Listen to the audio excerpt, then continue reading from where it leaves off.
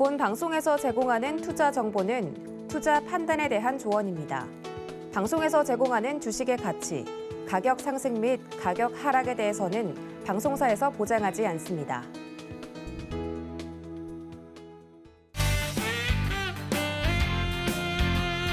안녕하세요. 주유소 1, 2부 진행을 도안합니다. 여러분들 오늘 시장 어떻게 느끼셨을까요? 삼성전자가 8만 전자를 다시 한번 탈환하고 외국인의 매수세가 들어오면서 시장이 조금이나마 8월장을 기대해 볼 수 있을 만한 그런 긍정적인 분위기가 형성이 됐습니다. 앞으로도 우리 시장 잘 갈 수 있을지, 이런 시장 속에선 어떤 전략과 방법을 구사해야 되는지 궁금하신 분들 많으실 것 같습니다. 화요일은 여러분들의 주식 인생에 도움이 될 만한 팩트를 여러분들께 드리겠다 하는 위원님들로 구성이 되어 있으니까요. 끝까지 주유소 1, 2부 끝까지 시청을 좀 해주시면 좋을 것 같습니다. 자, 그리고 주유소는 여러분들의 참여로 이루어지는 방송이기 때문에 노란톡도 좋고요. 유튜브 채널도 활짝 열어두고 있으니까 실시간 방송 즐기고 싶으신 분들은 이쪽으로도 많은 참여 부탁드리도록 하겠습니다. 자, 이틀 연속으로 여러분들을 위한 무료 방송도 열심히 구상을 하고 계시는 위원님들이라고 하니까 화요일 팀 바로 만나보겠습니다. 우리 박원재 위원님과 정재훈 위원님 모십니다. 위원님들 어서 오세요. 네, 정말 우리 주식 어린이분들이라고 하죠. 주식 초보자분들에게 팩트로 여러분들이 왜 주식시장에서 늘 어려운지 매주 설명을 해드리고 계시는 우리 위원님들을 모셨습니다. 특히 정재훈 위원님은 어제 이 주유소 프로그램 시간이랑 겹치는 시간 동안 무료 방송을 진행을 해주셨고, 박원재 위원님은 내일 오후 2시에 저희가 무료 방송이 또 진행이 될 예정이라고 하는데, 박원재 위원님, 장중에 무방을 여신다고요? 어떤 이야기 해주실까요? 요새 좀 시장이 어려움을 느낄 것 같아요. 네. 그런데 그럴 때일수록 항상 백투더 베이직으로 시장에서 뭘 봐야 될지, 그리고 시장은 왜 이런지, 그 다음 시장은 어떤 흐름을 갈지, 뭐 이런저런 얘기를 좀 나눠볼까 합니다. 네, 오히려 이렇게 좀 갈피 잡기 어려운 시장일수록 백투더 베이직, 기본으로 좀 돌아가자라는 이야기를 해주셨습니다. 박원재 위원님과 함께 장중에 함께하고 싶으신 분들은 저희가 이렇게 활짝 열어두고 문자 샵 0082번으로 위원님과 함께할 수 있는 방법 열어두도록 할 테니까요. 2시 무방 잊지 마시고 함께해 주시면 좋을 것 같습니다. 자, 위원님들과 함께 최근 시장 왜 이렇게 어렵게 느끼시는지 좀 시장 이야기를 나눠볼까 하는데요. 위원님들이 구성해 주신 오늘의 키워드도 함께 보시죠. 네, 지금 제 얼굴 옆에 나가고 있는데 위원님들이 키워드를 좀 꼽아주셨습니다. 채권 강세 이야기를 해주셨고, 중국 규제, 그리고 전기랑 자동차겠죠. 그리고 정부 정책, 소비자 물가지수, 이렇게 마지막 키워드까지 저희가 좀 마련을 해봤습니다. 오늘 시장 같은 경우는 외국인들의 매수에 그나마 힘입어서 장 막판으로 갈수록 그래도 강보합권에서 마감이 되는 모습이었는데요. 코스피 3,230선을 회복하면서 마무리가 됐습니다. 오늘 시장에 대해서 위원님들이 키워드를 하나도 안 겹치게 정리를 좀 해주셨어요. 채권 강세, 중국 규제, 전기와 자동차, 정부 정책 이렇게 이야기를 해주셨는데, 늘 해주시던 말씀과 비슷한 키워드도 있고 좀 새롭게 이야기를 들어보고 싶은 부분도 있는데, 일단 채권 강세, 여전히 배워도 어려운 이 채권 시장에 대한 부분, 채권 강세, 이 키워드는 왜 꼽아주셨을까요? 지금 시장을 설명하는 데 있어서 채권 얘기만큼 정확한 게 없을 거예요. 네. 주식시장은 자산이죠. 그렇죠. 보통 금융자산이라 하면은 채권 시장이 가장 크고요. 두 번째 시장이 주식시장. 그 다음은 이제 커머더티. 뭐 이런 걸 통상 금융 상품이라고 합니다. 채권 금리가 최근에 굉장히 강해요. 오늘자의 채권 금리를 보면은 어제 1.18로 끝났었는데, 지금 이제 마감 후에 와서 10년물이 1.19, 2년물이 0.18 이렇습니다. 최근의 채권 강세는 좀 나눠서 봐야 됩니다. 수급적인 요인이 있을 거고, 두 번째는 경기적인 요인이 있을 겁니다. 보통 장기 금리가 이렇게 낮게 형성돼 있는 거는 장기 경기 전망에 대표를 해요. 네. 그러면 우리가 이제 10년물 미국채 금리가 10년물로 1.19다라는 거를 의미를 좀 풀어서 보면은, 일전에 한번 이렇게 설명을 드렸죠. 어떤 자산가가 1,000억이 있어요. 1,000억이 있는데 미국채 10년물에 1,000억을 산다는 거는 내가 10년 동안 매년 1.19%의 금리로 만족하겠다는 얘기죠. 네. 그럼 10년 동안 1.19보다 더 유리한 투자안이 없다는 거죠. 네. 안전자산으로 나는 1.19면 만족하겠다는 거니까. 그러면 이건 어떤 세상일까요? 안전자산을 더 좋아한다는 건 주식시장에서는 그럼 안 좋다는 거 아닐까요, 위원님? 대단히 미래를 불투명하게 본다는 거죠. 그렇죠. 어떻게 될지 모르니까. 1.19%를 낼 자신이 없다는 거죠. 미국의 잠재 성장률이 아마 2% 정도 될 겁니다. 네. 그러면 금리라고 하는 거는 성장에다가 물가 상승을 합한 거를 이론 금리라고 하는데 잠재 성장이 2%고 요새 미국의 이제 테이퍼링 이슈가 나왔던 때를 생각하면 소비자 물가 지수가 대단히 높게 나왔죠. 네. CPI가 3.4 이렇게 나왔죠. 그러면 합산을 하면 5%가 넘죠. 이론 금리가. 네. 그런데 왜 1.19의 채권 투자자가 살까요, 이거를? 자, 이 요인을 좀 분석해 볼 필요가 있어요. 여기는 두 가지 요인이 아마 합해 있을 텐데 네. 경기적 요인보다는 수급적 요인이 좀 강하다고 봐요. 왜 그러냐면 채권 시장에 최근에 좀 변화가 생겼는데 연준이 이제 테이퍼링을 하기 위해서 테이퍼링이라고 하는 거는 지금 현재 연준에서 시장에 유동성을 공급하는데 매월 1,200억 불씩 채권을 사주는 형태로 유동성을 아직도 공급합니다. 네. 이거를 양적 완화라고 했죠. 네. 양적 완화를 이제 서서히 줄여나가는 걸 테이퍼링이라고 해요. 시장은 지금 가장 경계하는 게 뭐냐 하면 유동성을 회수하는 거를 가장 경계를 합니다. 그래서 연준이 금리를 올린다 이건 먼 훗날 얘기고 지금 1,200억 불씩 사주는 거를 줄여나간다. 테이퍼링 한다는 얘기만 나와도 시장은 굉장히 발작을 합니다. 그러니까 연준에는 좀 정지 작업을 할 필요가 있었어요. 그래서 얼마 전에 연준이 새로운 걸 하나 내놨는데 이게 스탠딩 레포라는 걸 발표를 했죠. 네. 이게 뭐냐면 장기 채권을 사는 사람들이 단기 채권보다 장기 채권을 살 때의 가장 큰 위험은 환매입니다. 내가 필요할 때 돈을 회수하기가 어렵죠. 네. 장기물을 살수록. 그렇죠. 그런데 누군가 내가 사줄게라고 한다면 장기물을 사는 데 있어서 주저함이 없겠죠. 근데 연준이 5천억 불 기금을 조성해서 스탠딩 레포를 하겠다. 너가 유동성 위기에 빠지면은 내가 사줄게. 도와줄게. 네. 그러면 채권 매수자 입장에서는 단기물은 0.18이에요. 2년물이. 네. 장기물은 1.19예요. 그러면 장기물을 일단 샀다가 유동성이 필요할 때 단기물로. 단기 사달라면 되죠. 그렇죠, 그렇죠. 판매에 약속했으니까. 제한이 없다면. 음. 그러면 장기물을 사는데 좀 더 공격적이겠죠. 네. 그래서 채권 수요가 지금 강해졌습니다. 이게 경기를 반영했다기보다는 수급적인 요인이 강한 거고 두 번째는 미 국채 부채가 7월 말로 만기 연장이 됐어요. 예전에는 미국은 이제 국채 나라의 부채가 해마다 이제 의회에서 부채 한도를 늘려줘야 되는데 해마다 이런 일을 하기가 번복스러우니까 2년 전에 네. 야 일괄적으로 2년 연장하자. 그래가지고 2조 2천억 불로 실링 정해놓고 연장을 했어요. 근데 이미 지금 2조 3천억 불로 넘어섰기 때문에 네. 이거를 그냥 3경으로 하자. 이걸 이제 바꾸는 건데 이게 의회의 협의가 필요해요. 그렇죠. 근데 이번에 협의가 안 됐죠. 그러면 어떻게 되죠? 채권 발행을 못 합니다. 그러면 시장의 채권 발행이 안 되니까 공급은 안 되고 수요는 늘어나고 어떻게 되죠?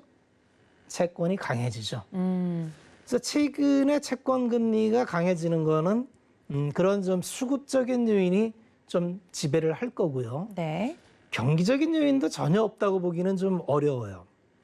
델타 변이가 생각보다 빠르게 확산되고 있죠. 네, 전 세계적으로요. 그러면은 우리가 이제 이 하반기 경기 전망을 할 때 하반기에는 백신 투여가 웬만큼 돌아서고 그래서 경기가 리오프닝 상태로 활발하게 진행이 돼서 하반기에 계속 경기가 좋을 것이라는 전망, 가정하에 경제 전망치를 짰는데 지금 델타 변이로 인해서 특히 이머징 국가 쪽 우리나라를 포함해서 네. 생각보다 확산세가 안 줄고 있죠. 네. 그러니까 지금 사회적 거리두기도 4단계에서 내려오지를 못하고 이거는 안 좋은 거죠. 경기 전망이 조금 바뀔 만큼. 그러다 보니 이거 하반기에 우리가 생각했던 경기 회복이 생각보다 안 되는 거 아니야라는 우려가 시장에 일부 녹아 들어갑니다. 자, 두 가지가 합쳐져서 현재의 10년물 금리가 1.19인데 모두에 말씀드렸듯이 1.19의 금리는 대단히 허구적인 금리인 게 맞아요. 왜냐하면 이론 금리하고 너무나 갭이 벌어져 있기 때문에 이거는 궁극적으로 이 금리는 유지된다기보다는 결국 올라갈 겁니다. 어느 시점에 올라갈 거냐가 문제인데 최근에 시장의 흐름을 보면은 시장은 항상 그 금리를 베이스로 해서 성격이 많이 달라져요. 얼마 전까지만 해도 우리는 금리가 치솟으면서 바로 금리 인상을 할 것처럼 난리를 쳤었죠. 네.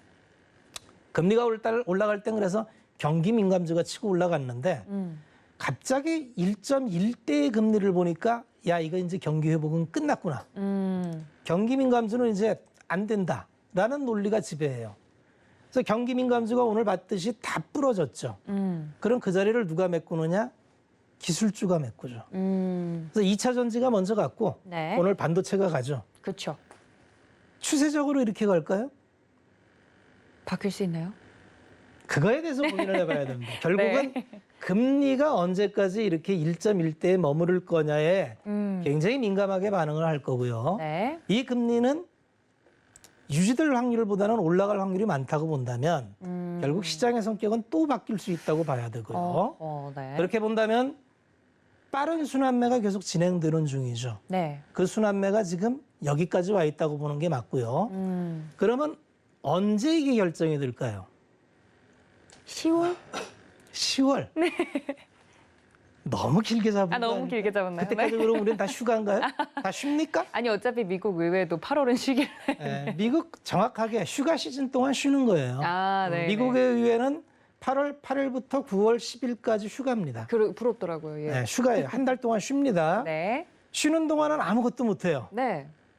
시장도 그래서 아무것도 못 합니다. 휴가 시즌입니다. 보나 안 보나 비슷할 거예요. 네. 봐봐야 좀 답답할 거고 이럴 때는 같이 쉬면 됩니다. 그런데 지금 순환매가 굉장히 빠르게 돌고 있는데 아마 자기 자리를 지킨 계좌는 뭐 그냥저냥 지수 올라오는 만큼 이상은 나올 텐데 이 빠른 순환매를 잡겠다고 계속 쫓아다니는 계좌는 이런 국면에서 녹아내릴 확률이 많아요. 왜 그러냐면 움직이는 거 보고 쫓아갔을 텐데 그러면 되게 좀 비싼 가격에 샀을 거고 추세라는 건 추세가 나올 때 힘을 갖는데 지금은 비추세 국면이라고 합니다. 시장을 분석할 때 이 추세냐 비추세냐는 제법 중요해요. 지금 시장이 추세가 있나요? 추세라 하면 이렇게 생긴 걸 추세라고 합니다. 이렇게 저점을 계속 높이면서 올라가는 거. 이런 걸 추세라고 합니다. 올 들어서는 추세를 잡기가 어려워요. 그냥 박스입니다. 1월부터 3월까지 삼각형 박스, 그 이후에 또 작은 삼각형, 지금 삼각형 작게. 결국 추세가 형성되지 않고 그냥 박스 수렴입니다. 수렴형이 이제 얼추 마무리되는 국면에 와 있어요. 그러면 이런 국면에서는 작년에는 움직임 보고 따라가도 충분히 먹을 구간이 나왔는데 올해는 그게 잘 안 나오죠.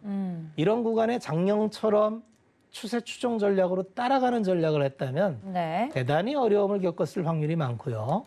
그래서 항상 얘기하죠. 자기 순서를 기다리면 옵니다.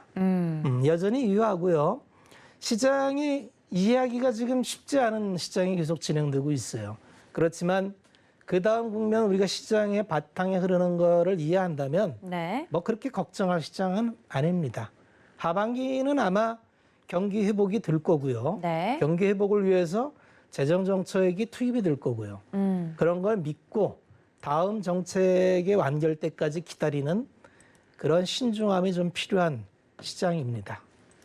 네, 최근 채권 강세가 이루어지고 있는 시장 흐름에 대해서 수급적인 측면과 그리고 경기적인 측면 자세하게 말씀을 드리면서 시장에 대한 이해도를 높이기 위해서 저희 박원재 위원님께서 이야기를 좀 해주셨습니다.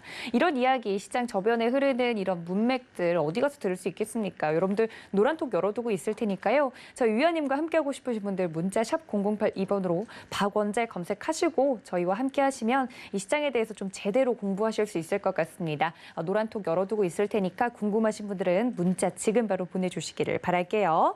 자, 우리 위원님께서 이야기를 해주신 것처럼 오늘 시장 같은 경우는 전기와 자동차 시장이 좀 자동차 관련된 종목들이 좀 강세를 띠는 하루였습니다. 정말 순환매가 빠르게 돌고 있는 것 같은 느낌인데 다음 키워드를 좀 보면 또 전차라고 찍어주신 분이 계세요. 제가 생각하는 전기 자동차가 맞죠? 이렇게 알고 보니까 다른 거의 줄임말이고 이럴까 봐.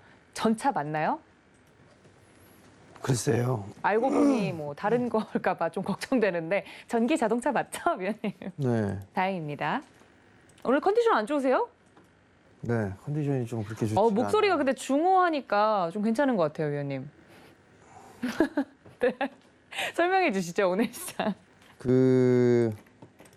오늘 시장의 흐름들이 초반에 그렇게 썩 좋지는 않았었어요. 근데 이제 중국 시장이 좀 흔들리는 그런 모습들을 좀 보였다가 오늘 업종군들을 보면 대부분 다 많이 밀렸었어요. 밀려 내려오다가 이제 삼성전자와 하이닉스, 그러니까 전자 쪽, 그러니까 대형 IT주들이 받쳐주는 그런 모습들이 좀 나왔었거든요. 그러면서 어느 정도 이 버티는 그런 모습들을 보여주다 보니까 이 저가 매수세가 좀 유입이 됐었어요. 그러면서 현대차와 기아가 같이 좀 움직여주는 그런 모습들이 좀 보여졌는데 사실 이게 지수로만 보게 되면 상당히 좀 답답한 시장이 맞아요. 사실 오늘 장중에 하락을 좀 했다가 결국 종가로는 거래소 시장 0.4%, 코스닥 시장 좀 약보합세로 마무리가 됐는데 그럼 이게 계속 이렇게 이어질 거냐? 그걸 좀 생각을 해볼 필요성은 있을 것 같아요. 이게 추세가 전환이 됐다? 이제 바닥을 치고 나서 움직임이 이제 계속적으로 상승 추세를 그릴 것 같다? 이거는 좀 더 지켜봐야 되지 않을까 싶어요. 아직까지는 이게 좀 불확실한 그런 부분들이 좀 남아있는 그런 상황인 것 같아요. 다만 이제 지수를 외국인들의 오늘 수급을 보면 오늘 현물만 6,600억 정도 거래소 시장에서 매수를 해줬어요. 선물 같은 경우는 1조 5천억대의 대량 선물을 좀 매수를 해줬고요. 그러면 외국인들 같은 경우는 여기서 굳이 이렇게 급락을 좀 바란다? 뭐 그런 거 같지는 않아요. 물론 이제 내일 또 변심을 하고서 매도가 좀 나와주면은 다시 또 밀리는 그런 모습들이 좀 나올 수가 있겠지만 대형주들의 이렇게 수익률 게임을 하기에는 조금 이르지 않나? 뭐 그런 좀 생각이 들어요. 그러면 결국은 삼성전자와 하이닉스, 그다음에 현대차와 기아, 전차가 시장을 좀 받쳐주는 그런 모습들을 보였고 이들이 좀 주도하는 시장이 더 이어질 거냐? 계속 주도하는 현상이 나올 것이냐? 이거는 좀 더 연속성의 여부를 좀 체크를 해봐야 될 것 같고요. 제 개인적으로는 그냥 순환매, 그냥 업종별로 한번 싹 돌았으니까 다시 이제 한 번쯤 순환이 도는 그런 모습들을 좀 보이지 않을까라고 좀 보여지고요. 사실 오늘 삼성전자 좀 좋은 소식이 나왔었어요. 뭐 인텔을 제치고 다시 이 반도체 시장에 탑으로 올라섰다라는 그런 소식들도 있었고 수출에 대한 부분들이 여전히 사상 최대치였죠. 근데 이제 과거하고는 좀 다르게 반도체 쪽도 늘어났지만 전반적으로 다 늘어났단 말이에요. 그러면 시장은 여전히 그냥 박스권역으로 좀 보여질 것 같고요. 그냥 이들은 그냥 순환매로 좀 보는 게 좋을 것 같고 대신에 체크를 해야 될 부분들은 환율을 좀 봐야 될 것 같아요. 네, 환율하고 부담스럽죠. 선물에 있어서의 수급 뭐 이런 네. 부분들을 좀 보는 게 좋지 않나라고 보여지고요. 아마 모르긴 몰라도 시장을 주도를 하게 될 이게 다가온다라면 전차가 되지 않을까 싶어요. 시장의 주도주는. 그렇기 때문에 저기 고점권역에서 물려있다라는 그런 생각을 해서 언제 돌아가느냐 이걸 생각할 필요성은 없을 것 같고 좀 인내가 필요할 것 같고요. 그리고 또 하나는 그 개인 투자자분들 이제 요즘 신문에 좀 나오는 그런 부분들이 있을 거예요. 뭐 삼성전자나 SK 하이닉스의 예전에는 막 목표가를 계속 상향했었어요. 그러다가 어느 순간 올해 연초 1월 달이 지나고 2월 달, 3월 달, 4월 달 되면서 목표가가 이렇게 낮아지는 그런 모습들을 보인단 말이에요. 실적이 좋고 업황이 좋다고 하는데 왜 증권사의 리포트는 목표가는 낮아지냐 이 부분들을 궁금해하시는 분들이 있는데요. 이게 어쩔 수가 없어요. 증권사 쪽에서 이게 너무 괴리가 크다거나 이럴 경우에는 좀 제재를 하는 뭐 그런 부분들이 좀 있습니다. 내부적인 그런 부분들이니까. 그렇기 때문에 그 목표가에 대한 부분은 크게 신경을 쓰지 마시고요. 다만 이제 숫자가 좀 잘 나오느냐 그 부분들만 보셔야 될 것 같아요. 그러면 내가 좀 더 가지고 가야겠구나 아니면 좀 더 한 발 빼고 봐야 되겠구나 이런 부분들이 결정이 좀 될 수 있으니까 오히려 증권사가 목표가 하향 조정했을 때 주가 바닥치는 경우들이 많더라고요. 여러분 다 아시잖아요. KMW 뭐 이런 거. 뭐 주가 뭐 몇십만 원 가네 뭐 하네 그 얘기 했는데 거기가 상투였잖아요. 목표가 상향하면 거의 꼭지가 많아요. 목표가 하향 조정하게 되면 거기가 바닥이 나오는 경우들이 많고요. 그렇기 때문에 너무 불안해할 필요성은 없을 것 같고 네. 여전히 시장은 받쳐주고 있고 전차가 있으니까 전차가 쉬어가면 다른 쪽의 업종군들의 순환매가 또 나올 겁니다. 그렇게 좀 시장을 보시고 아직까지 주도주가 치고 나가는 그런 시장은 아니다. 종목별로 좀 압축을 해나가는 그런 전략이 여전히 유효하다. 그렇게 좀 보시면 좋을 것 같습니다. 알겠습니다. 오늘 시장에서 좀 강세를 띄웠던 전기 그리고 자동차 관련된 종목들에 대해서 드디어 이제 시장의 주도주가 돌아오나라고 기대하셨던 분들이 계셨을 것 같은데 일단 연속적인 흐름이 나오는지를 체크하는 것이 좋겠다라고 이야기를 해드렸습니다. 이런 시장에 대한 이야기들 우리 정재훈 위원님과 함께하고 싶으신 분들도 문자 샵 0082번으로 위원님 성함 적어서 보내주시면 함께할 수 있는 채널 저희가 안내를 해드리고 있으니까요. 보내보시고 함께해 주시면 더욱더 풍성하게 시장 전략들 짜가실 수 있을 것 같습니다. 자, 이런 와중에도 뭐 순환매가 빠르게 돌고 있는 것도 좋고 다 좋은데 중요한 게 뭐 아까 우리 박원재 위원님께서도 말씀을 해주셨지만 뭐 전 세계적인 이 델타 변이 바이러스도 바이러스인데 또 하나의 리스크가 바로 이웃 나라에서 또 급부상하는 모습입니다. 중국발 리스크가 좀 커져가고 있는데 중국 규제 이야기가 계속 나오고 있어요. 처음에는 교육 쪽, 온라인 교육 쪽이 좀 타격을 받더니 그냥 그러고 뭐 중국 이야기니까 우린 아니니까 하고 애써 외면하려고 했더니 이제는 게임 쪽도 같이 때리겠다는 이야기가 나오면서 투심이 좀 위축되는 모습입니다. 중국 규제, 저희 시장, 우리나라 같은 경우는 어떻게 좀 풀이를 하는 게 좋을까요, 위원님? 아무래도 우리나라의 제1교육국이 중국이에요. 네. 미국보다 중국의 교육이 더 많죠. 그러한 시장이 지금 전 세계 공급망에서 미중 무역 분쟁이 이제 공급만 재편으로 가고 있죠. 네. 그러니까 이제 중국은 새로운 질서를 잡아야 되겠다는 생각을 하고 있는 거죠. 안 끼워주니까 우리가 새로 만들어. 그래서 이제 내수 시장을 필연적으로 키워야 됩니다. 내수 시장을 키우려고 하다 보니까 네. 중국은 이제 보통 이 산업의 성장 과정을 보면은 처음에는 아무런 기반이 없으니까 유치 산업 보호라는 게 있어요. 네. 산업 개발 도상국이 선진국으로 가기 위해서는 바로 가는 게 아니고 시장의 기능이 약하니까 그 시장에서 인위적인 수요를 만들어줘야겠죠. 네. 그래서 정부에서 자원 배분을 해요. 중국은 철저하게 지금 정부에서 자원 배분을 하죠. 그래서 지금까지 중간재 산업을 대한민국에 있는 기업을 다 중국이 가져갔죠. 급기야 LED까지도 이제 완벽하게 넘어갔죠. 맞아요. 그래서 다음에 남은 건 이제 뭘까라고 봤더니 야, 이 반도체 빼고는 다 위험하다라고 봤는데 지금 이제 미중 무역 분쟁으로 공급만 재편을 하다 보니까 사실은 우리나라 입장에서는 굉장히 산업 재편에 있어서 시간을 많이 벌어는 아주 굉장히 수혜를 받는 국면으로 좀 접어들고 있어요. 그러니까 중국 입장에서는 이제 GDP를 많이 키웠지요. 그러니까 돈이 많아졌어요. 옛날 그 WTO에 가입되기 전에 자본과 네. 지금 자본 스탁이라 그러는데 연간 투자되는 금액 자체가 지금 미국을 뛰어넘고 있습니다. 중국은. 그런데 중국이 이제 앞으로 정부의 보호가 없이도 자생적으로 키울 수 있는 능력이 있느냐. 네. 이거에 대한 고민을 중국은 하고 있어요. 그렇죠. 자, 그렇게 본다면 중국이 처음에 잡았던 게 인터넷 포탈이었죠. 인터넷 포탈이 주로 돈 버는 거는 뭘 통해서 버느냐 하면 중국도 B2C를 통해서 법니다.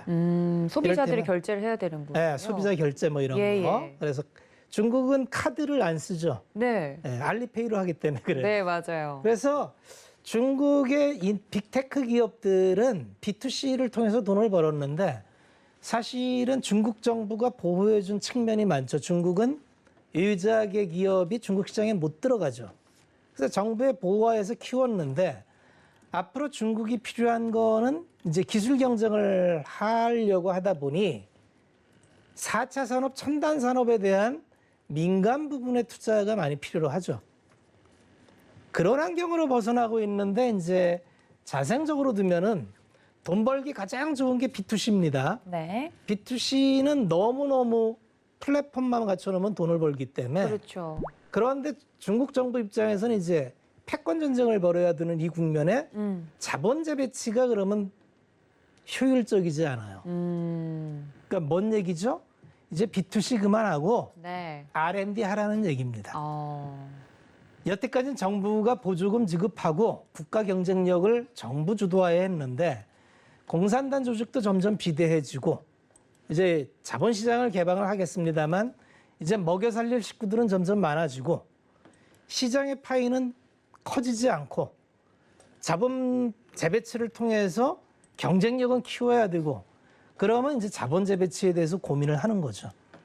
그래서 빅테크 기업들 알리바바, 텐센트 이런 네. 기업들한테 그동안 너희들 돈 많이 벌었으니까 앞으로 4차 산업을 대비해서 국가 주도로 했던 걸 이제 너희도 하라는 겁니다. 자, 그래서 이제 시장 규제가 들어갑니다. 거기는 사회주의적 자본주의이기 때문에 네. 정부가 무소불위의 힘을 갖고 있어요. 그래서 규제를 하다 보니 지금 B2C 쪽을 다 건드려요. 이게 본질적으로 시장의 경쟁력은 아닌데 국내 시장은 영향을 끼칠 겁니다. 당연한 얘기로 이렇게 규제를 하면 시장이 가장 싫어하는 불확실성이라는 거에 노출이 돼요. 그렇죠. 정부 정책이 하루아침에 저렇게 달라져 버리면 이를테면 교육 플랫폼을 통해서 잘 만들어 놓은 플랫폼이 있는데 갑자기 이거 하지 마 이러면 네. 이 플랫폼의 가치가 한꺼번에 미래 가치를 다 땡겨온 PBR 밸류로 100배를 쳐줬는데 한정준대. 네. 다 날아가는 거죠. 그렇죠. 네. 이게 리스크예요. 그러니까 이 주식시장에서 살펴보면은 베타 컴퍼니라는 게 있어요. 기정사실화. 모든 투자자가 이 성장을 믿어 의심치 않고 고 밸류에이션에 대해서 의심치 않았는데 갑자기 교육주 규제를 빵 해버리니 이거 몇 배를 줘야 되지 하는 밸류에이션에 혼란이 생기겠죠. 그렇죠. 그리고 빅테크 기업들도 밸류를 엄청 고밸류를 받았죠. 왜냐하면 대적할 자가 없이 독점이니까. 맞아요. 그런데 갑자기 규제를 하죠. 그럼 밸류를 얼마를 줘야 되죠? 그런 혼란에 빠지겠죠. 그럼 우리가 중국 시장을 통해서 뭘 하겠다는 게 꽤 많았어요. B2C에서. 맞아요. 네. 게임도 그랬고 얼마 전에 그리고- 판호 개방한다 네, 해서 맞습니다. 야 중국 시장 어디션으로 터지면 밸류를 얼마 줘야 되지? 펄어비스 판호 받았죠. 네, 드디어 야 이랬는데. 이거 얼마를 쳐줘야 되지? 근데 갑자기 자국 기업을 통제를 해요. 자국 기업을 통제하는데 외국 기업은 어떻게 할까요? 안 껴주죠. 네. 그럼 밸류 얼마 줘야 되죠? 그러니까요. 예, 이런 혼란을 시장은 가다듬이 이게 정리가 되기 전까지는 당연히 혼란을 겪는 겁니다. 자, 이젠 배팅이에요. 자, 중국 당국이 이걸 풀어줄 것이라고 생각하면 저가 매수입니다. 네. 자, 이 투자는 어려워요. 그래서 네. 자, 어느 게임들 쪽에 파란 거 쓰겠습니까? 보세요. 네. 투자는 항상 선택을 해야 돼요. 에이, 중국 저 규제는 오래 갈 수 없어. 그러면 이건 절호의 찬스입니다. 근데 이거 오래 가면 어떻게 되죠? 나의 판단이 틀린 거에 대한 대가를 치러야겠죠. 아, 자, 그래서 투자는 어려운 겁니다. 그러면 중국의 정책에 대해서 자신할 수 있나요? 그게 자신이 되면은 매수, 그게 자신이 안 되면 확인될 때까지 기다리는 겁니다. 투자는 간단합니다. 그래서 투자는 항상 말씀드리지만 불확실성을 지워나가는 게임입니다. 배팅할 수 있어요. 왜냐하면 불확실한 상태에서 배팅을 하면 크게 먹을 수 있습니다. 근데 그 이면에는 내 배팅이 틀렸을 때는 굉장히 크게 터질 각오를 해야 됩니다. 그런 전략이 나오겠죠? 내가 감당할 만한 범위 내에서 하는 건 투자입니다. 이를테면 내가 가진 게 100이야. 근데 내 일 정도는 할 만해. 투자입니다. 내가 가진 게 100이야. 에이, 100에 100더. 레버리지 몰빵. 때렸어. 네. 엇나갔어. 네. 끝. 투자입니까? 아니죠. 네, 그래서 이 투자와 투기는 한 끗 차이고 관점의 차이입니다. 그리고 이건 태도의 문제고 습관의 문제이기 때문에 투자는 정말 가볍게 행동할 게 하나도 없는 게 한 번 잘못된 행동을 하면은 그 잘못된 행동으로 인해서 아주 무던하게 다음에 그런 기회가 왔을 때 무심코 내 규모에 어긋나는 배팅이라는 걸 할 수가 있습니다. 그럼 내 자산이 100만 원이 있든지 1억이 있든지 10억이 있든지 100억이 있든지 잘못된 배팅 한 번으로 다 날아갑니다. 그만큼 주식시장은 대단히 위험한 곳이에요. 항상 주식시장은 위험한 곳이라는 경각심을 가지고 내가 무슨 행동을 내가 하는 행동이 무슨 행동인지에 대해서 뒤집어보고 가면 이 밸런스만 맞추면 충분히 훌륭한 투자가 될 수 있고요. 이 밸런스를 잊어버리는 순간 나의 인생을 한 번에 끝내버릴 수 있는 아주 무서운 곳이기도 합니다. 결국은 이 모든 걸 만드는 건 누구다? 투자자 본인이다. 네, 그래서 주식시장은 결국은 내가 모든 행동에 책임을 지게 돼 있습니다. 네, 방송에 나와서 전문가 분들이 좋은 얘기 많이 하죠. 전문가 말 다 믿지 마세요. 결국 그 좋은 말도 누군가한테는 독이 되어 돌아올 수 있습니다. 그건 탓할 수도 없어요. 왜 그러냐면 본인이 투자한 결과이기 때문에 그냥 본인이 감당할 수밖에 없는 거니까 언제나 투자는 백투더 베이직으로 본인의 포지션을 스스로 결정을 하는 그런 훈련을 하는 게 필요합니다. 그 연후에 시황도 보고 종목도 보고 전략도 보는 거지 내 태도가 항상 오버배팅하고 이렇게 확실성과 불확실성이 있을 때 반반일 때 하는 걸 배팅이라 그래요. 확인하고 들어가는 거는 그냥 확인 후 실행입니다. 이게 틀립니다. 그래서 항상 투자는 불확실의 연속이기 때문에 불확실을 지워나가는 이런 과정으로 이해하면은 생각보다 주식시장은 꽤 많은 걸 줍니다. 네. 관련돼서 좀 오늘도 명언이 많이 탄생한 것 같은데 저 열심히 받아 적느라 힘들었습니다, 위원님. 그런가요? 네, 관련해서 뭐 많은 분들이 이 시장에 대해서 궁금한 점이 많으신데 이 부분에 대해서 특히나 그 불확실성을 키우고 있는 중국발 리스크 우리 박원재 위원님이 자세히 설명해 주셨는데요. 진짜 중국이라는 나라의 특성을 다시 한번 좀 체감하게 된 이야기가 아닌가 싶습니다. 그래서 그럼 안전하게 이제 불확실성 싫다. 그럼 좀 확실한 곳에 나는 투자를 하고 싶다 하시는 분들이 많이 찾는 곳이 또 정부 정책과 관련된 종목들 아니겠습니까? 이거는 뭐 우리나라는 중국과 다르니까 우리나라 이제 정부가 하겠다고 하는 건 확실히 할 테니 그럼 나는 이쪽으로 가고 싶다 하시는 혹시 분들. 그 주제라면 저하고 이렇게 마주 볼 게 아니라 우리 정 의원님하고 마주보고 얘기를 해야 네. 슬슬 좀 여기서 이제 끄집어내야 될 것 같아가지고 우리 정재훈 의원님이 정부 정책과 관련된 종목은 꾸준히 좀 언급을 해주셨어요. 아직도 그 투자 아이디어가 유효한지 궁금하네요. 위원님, 정부 정책 키워드로 꼽아주셨어요? 원래는요 네. 테마 이렇게 쓰려고 했어요. 왜요? 저렴해 보여서 정부 정책으로 바뀐 거거든요.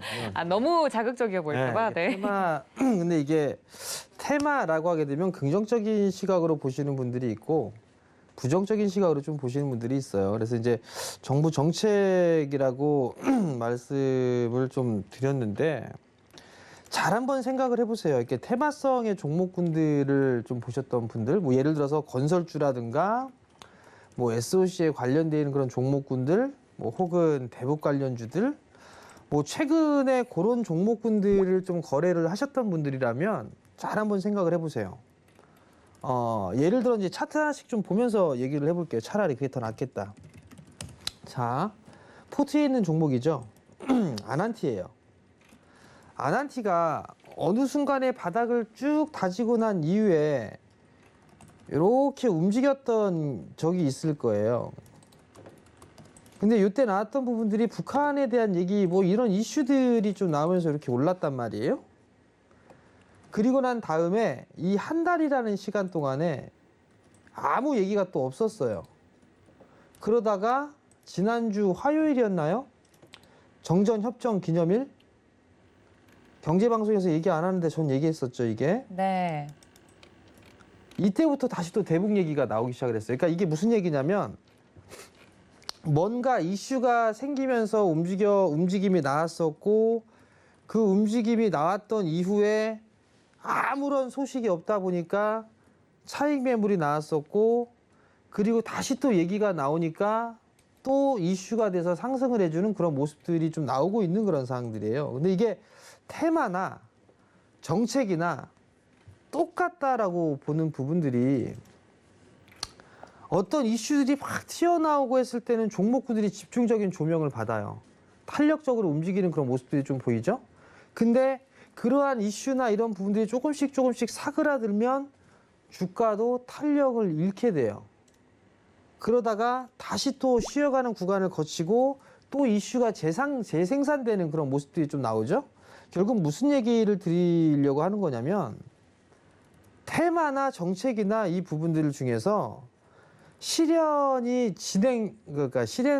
가능성이 있는 것 그리고 좀 더 구체적으로 보게 되면 이 정책적인 부분들이 숫자와도 그러니까 즉 그 회사와도 직접적으로 연결이 될 수 있는 실적이 연결될 수 있는 그런 기업들 같은 경우는 접근을 하셔도 괜찮아요. 근데 이제 막 대선이 얼마 안 남았다니까 무슨 인맥 주며 그 뭐 인맥 누가 대통령 되면 뭐 그 회사가 뭐 삼성전자 마냥 클 수 있대요? 아니잖아요. 근데 그런 것들을 이렇게 좋단 말, 그런 것들을 한단 말이에요. 그거를 하느니 차라리 정부가 나 뭐 할 거야 라는 거를 비전을 제시를 하잖아요. 그런 종목군들을 좀 보는 게 맞다라는 얘기예요. 대북 정책까지 지금부터 이제 뇌피셜입니다. 대북 정책 여기서 단기적으로 끝날까요? 절대 안 끝날 겁니다. 왜? 그 이슈몰이 할걸요? 당적인 측면에서 올해 임기 마지막이란 말이에요. 뭔가 해놓은 게 아무것도 없어요. 아무것도 안 해놨는데 뭔가 하나 해놔야 될 거 아니에요. 그러니까 뭘 했었어요? 종전협정 법안을 발의했다 뭐 했다 이런 얘기 나오죠? 왜 할까요? 이슈몰이 하려고. 이슈몰이 해야 그래도 요번에 나 요거라도 해놨다라는 얘기하죠? 뭐 인도적인 차원에서 비료를 주네, 식량을 주네 이런 얘기를 하죠? 그럼 뭐 하겠어요? 우리 한번 볼까? 이 얘기 나오겠죠. 우리 한번 보기 전에 뭐 하겠어요? 뭐 이산가족 한번 볼까? 뭐 이런 얘기를 하겠죠. 그래서 관심을 모아가는 그런 전략을 취하겠죠. 그러면 이게 만나고 뭐하고 하면서 또 자연스럽게 이어질 수 있는 게 SOC예요. 국내 SOC 겁나게 많습니다, 여러분들. 그 SOC 달빛 내륙철도 해야죠. 고속도로 지하화하죠. 전부 다 SOC 인프라 쪽과 다 연계되어 있는데 이게 또 보면 북한하고도 연결이 되어 있어요. 대북 쪽하고. 그러니까 이게 하나씩 뜯어보면 별거겠지만 나중에 이게 다 연결이 지어질 수 있는 그런 부분들이거든요. 아직 끝난 거 아닙니다. 뭐 지금 보면 뭐 대북주 들어가면 테마를 하시라는 게 아니고 대북주 들어가면 중내 모안해 하시는데요. 이거 단기 이슈 아니에요, 여러분들. 테만 해본 사람이 알아요. 단기 이슈 아닙니다. 대신에 따라 들어가지 마세요. 왜 따라 들어가요? 밀리면 받으면 되죠. 그 차트를 보시면 이렇게 밀리잖아요. 이런 식으로 밀리는 때 보시는 거예요. 밀릴 때. 근데 이 종목 하지 마세요. 뭐 아난티 매도할 겁니다 하면 끝이니까 방송에서. 그러면 뭘 하느냐. 철도 나 이런 거 대북 이런 거 싫어요. 그러면 이번에 제일 스트레스를 받았던 부분들이 뭐였어요? 부동산 정책이란 말이에요. 집 살려고 했는데 정부에서 집 사지 말라 그랬어요. 대출받아 살려고 했는데. 근데 집이 몇 배나 올랐어요. 거기에 따른 보상은 안 해주나? 그러면 거기에 관련되어 있는 정책은 계속 나올 거란 말이에요. 거기에 나오겠죠? 그러면 거기에 따른 종목군들이 한 차례 시세가 나왔었고 올 연초에 상반기 일찍 그리고 나서 지금 몇 개월째 쉬어가고 있어요. 그 기업들이 실적이 나빠갖고 빠졌을까요? 그건 아니에요. 그 기업들의 실적을 하나씩 까보세요. 실적 좋은 기업들 많습니다. 근데 이슈가 생기질 않으니까 그렇기 때문에 주가가 못 올라가는 거고 바닥을 만들어가는 그런 과정으로 보시면 되거든요. 제가 전에 말씀을 드리잖아요. 매주 출연할 때마다. 물려도 IT에 물리는 게 더 낫다고. 이번에 이제 조금 바꿔서 네. 물려도 정부 정책에 물리세요. 이 네. 두 가지는 계속 괜찮을 것 같으니까 그 부분 좀 기억을 하시고 원래는 이게 오늘 방송이 끝나고 나서 유튜브 방송을 좀 해드릴까 했는데 네. 방 제목이 너무 자극적이다라고 해서 하지 말라고 하더라고요. 아니 얼마나 자극적으로 콩떡 PD가 예. 그 예. 영화 있잖아요. 그 영화 그거 있잖아요. 타짜에 아, 네. 고니하고 네. 아기하고 네. 마지막에 음. 한마디 있잖아요. 아, 네. 뭐 하면 뭐 하라고 그런 거. 방 제목을 그걸로 하려고 그랬더니 네. 그냥 잘라버리더라고요. 그- 그럼 분정상에서 안 그 하려고. 짧은 문장 안에 네. 비방용 단어가 너무 많아서 예. 아쉽네요. 잘린 것은. 하지만 저희 위원님들 늘 이렇게 방송 전후로도 여러분들 만나 뵙기 위해서 무료 방송 계획을 하고 계시다고 하니까요. 저희 정재훈 위원님과 함께하고 싶으신 분들은 문자샵 0082번으로 이름 보내주시면 되겠습니다. 자, 위원님들과 함께 이렇게 시장 이야기를 하다 보니까 벌써 시간이 훌쩍 지났는데 애프터스탁으로 좀 넘어가서 그러면 이런 시장 진단 알겠다. 하반기 전망까지도 좀 대충 어느 정도 힌트를 얻었다 하는데 정확하게 좀 내일장 어느 쪽을 바라보고 저희가 준비를 하는 게 좋을지 위원님들께 여쭈어 보도록 하겠습니다. 위원님들이 좀 긍정적으로 평가하고 있는 업종과 섹터 어느 부분인지 박원재 위원님 금리 인상 될 것 같은지 안 될 것 같은지 저한테 자꾸 물어보시잖아요. 금리 인상은 당연히 하는 거예요. 네, 왜 언제 그러냐면 될지. 네. 그렇죠. 언제 하는 네네. 거지. 왜 그러냐면 지금 국면은 비정상이에요. 네. 지금 상황은 정상이 아니에요. 왜 비정상이 됐죠? 위기 있었으니까. 위기를 벗어나려고 정책 금리로 제로 금리를 인위적으로 낮췄잖아요. 네. 그러니까 이거는 금리는 정상화가 돼야 되겠죠. 그러면 모두의 금리가 뭐라고요? 성장 더하기 물가 상승률. 네. 그죠? 그럼 미국의 잠재 성장률이 2%라 그랬죠. 네. 장기적으로 미국채 10년물은 2%에 가야 돼요. 이게 정상입니다. 여기에 플러스로 CPI만큼 넣어야 되니까 금리의 장기 시기열을 보세요. 1980년 이후에 지금까지 40년 동안 금리가 내리기만 했어요. 그러면 이 금리가 내린다는 게 어떤 의미를 갖죠? 금리가 계속 내리기만 하면 어떤 의미를 갖죠, 이게? 경제 주체들한테? 성장에 대한 확신을 안 줘요. 네. 왜냐하면 금리가 계속 떨어지면 사람들은 이 채권 하는 사람들은 지난 40년 동안 네. 너무너무 좋았어요. 왜냐면 사면 먹었어. 이해되십니까? 네. 채권은요, 지난 40년 동안 어떤 가격에 사도 먹었어요. 이것처럼 좋은 투자는 없었어요. 그런데 세상엔 장기적으로 어떤 것도 확실한 게 없어요. 그럼 금리가 못 오를까요? 금리는 계속 지금 제로 금리인데 더 가면 네. 여기서 어딜 내려가죠? 그렇죠. 더 내려간 나라가 있어요. 마이너스 금리 유지되는데 일본과 유럽. 거기를 뭐라 그러죠? 디플레 국가. 성장이 멈춘 국가. 네. 그럼 여긴 뭐 하죠? 자산 양극화가 일어납니다. 지금 전 세계에 자산 양극화가 일어나는 거는 선진국이 더 이상 성장을 못하기 때문이에요. 성장이 못하는 이유는 여러 가지가 있지만 첫째, 네. 생각보다 기술 진보가 빠르지 않아요. 우리는 엄청난 기술 진보를 이루어오지만 기술 진보가 인구 증가를 뛰어넘을 만큼 기술 진보가 올라와야 금리가 튑니다. 근데 그만큼의 기술 진보는 나오지 않아요. 인구가 먹고 살 만큼만 가는 거예요. 그리고 기술 혁신을 통해서 계속 가격이 떨어져요.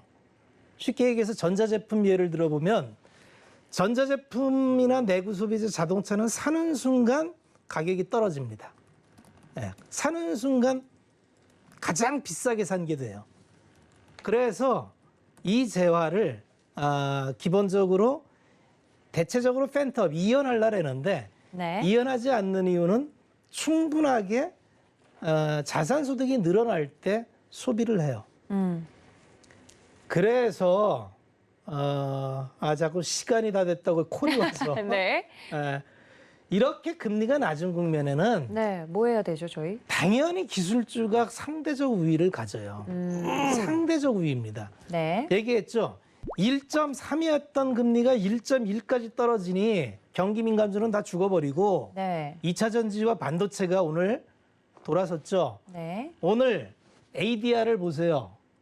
지수는 올랐는데 하락 종목 수가 훨씬 많습니다. 상승 종목 수 270개, 하락 종목 수 581개. 뭐죠?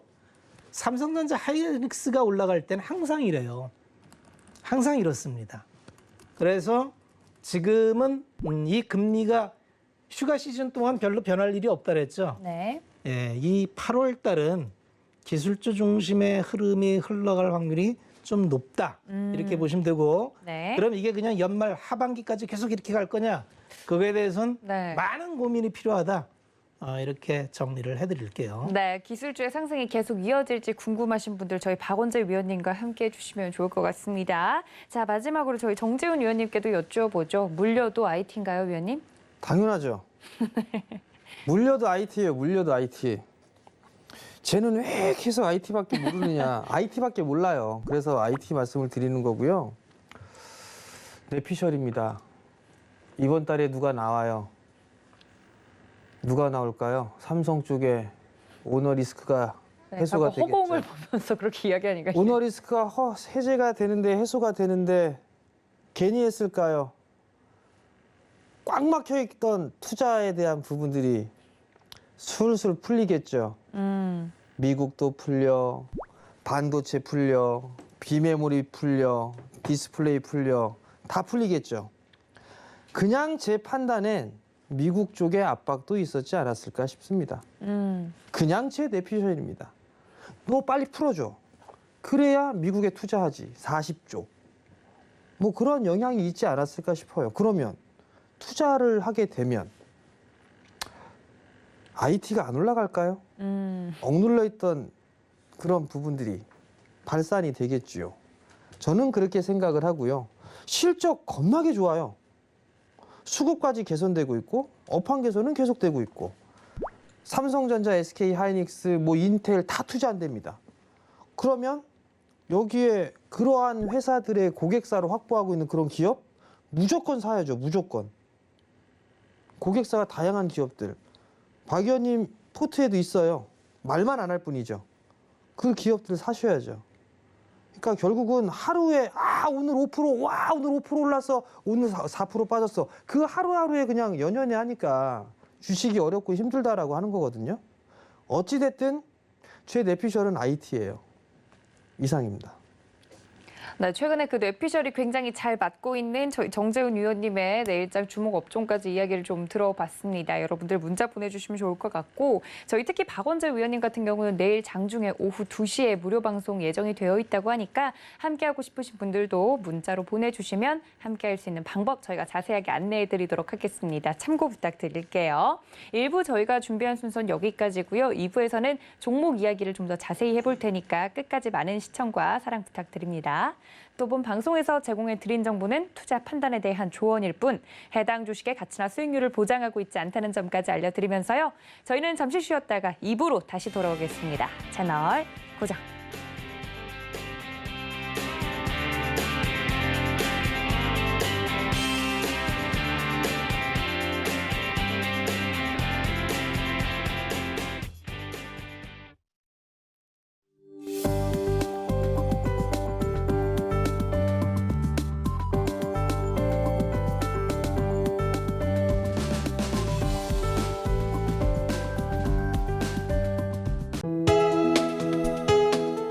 본 방송에서 제공하는 투자 정보는 투자 판단에 대한 조언입니다.